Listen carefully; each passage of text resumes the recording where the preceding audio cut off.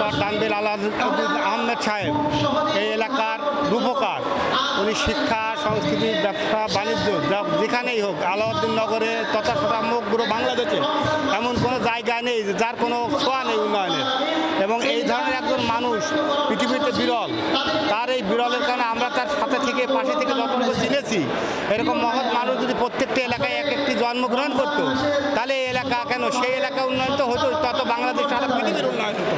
এই জন্য এই ধরনের মানুষকে আমরা সুস্বাস্থ্য কামনা করি এবং এই রকম অ্যাওয়ার্ড যেন তাকে দিয়ে ভূষিত করে এলাকার কথা সমগ্র দেশের জন্য উন্নয়নে যারা অবদান রাখে তাকে স্মরণ করে।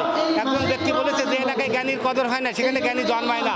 আমাদের এই যারা এই অ্যাওয়ার্ড দিয়েছে বা আমরা যারা দেখলাম, এই অ্যাওয়ার্ডটা যথার্থ হয়েছে এবং যথার্থ মূল্যায়ন করা হয়েছে বলে আমি মহান রব্বুল আলামিনের কাছে কৃতজ্ঞতা জানাই এবং যারা দেশকে ধন্যবাদ জানাই এবং আপনাদের মিডিয়াকে ধন্যবাদ জানাই যে আপনারা আমার মতো মানুষের কাছে এই কথাটা শোনার জন্য আমি আপনাদের প্রতি কৃতজ্ঞ। আসসালামু আলাইকুম।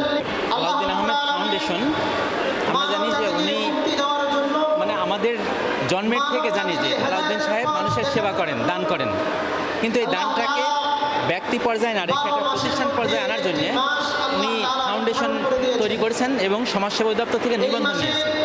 তারপর থেকে এটা সেবা কার্যক্রম চলছে এবং উনি দেখেন যে শিক্ষা কার্যক্রমের জন্য ব্যাপক কাজ করছেন।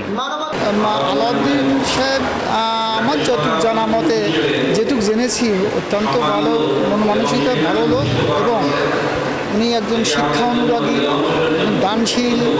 এক কথায় ওনার ভিতরে যা আল্লাহ রসুলের যে গুণগুণ ছিল তার সবটাই আছে ওনার ভিতরে। আর দুই নম্বর, উনি কখনো কারোর সঙ্গে ছোটো বড়ো নয়, সবার সঙ্গে সালাম দেন আগে।